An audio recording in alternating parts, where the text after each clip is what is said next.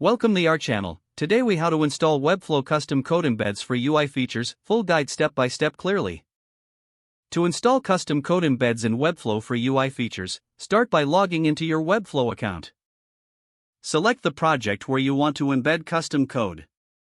Navigate to the designer view by clicking on the designer button. Once in the designer, locate the page you want to work on in the left sidebar. Click on the plus icon to open the add panel. Scroll down to find the embed element in the add panel. Drag the embed element onto your desired location on the canvas. A prompt will appear for you to enter your custom code. Paste your HTML, CSS, or JavaScript code into the provided text area. If you're using JavaScript that modifies the DOM, ensure you wrap the code in a script tag. Click outside the text area to save your changes. Next, adjust any necessary settings in the embed element settings.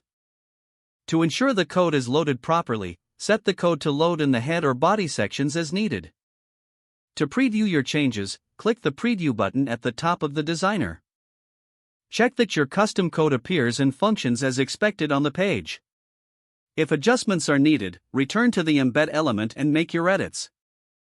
Once you are satisfied with the changes, save your project.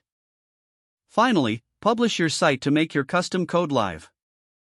Your Webflow project now successfully includes custom code embeds for enhanced UI features. If the page does not load, refresh the browser or try again in a private or incognito window. Make sure you are using the correct email address, then retype it carefully to avoid small typos. If your password is not accepted, use the reset option and create a new strong password you can remember.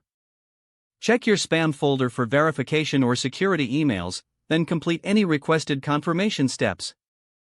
Enable two-factor authentication if available to improve account security and reduce unauthorized access risk.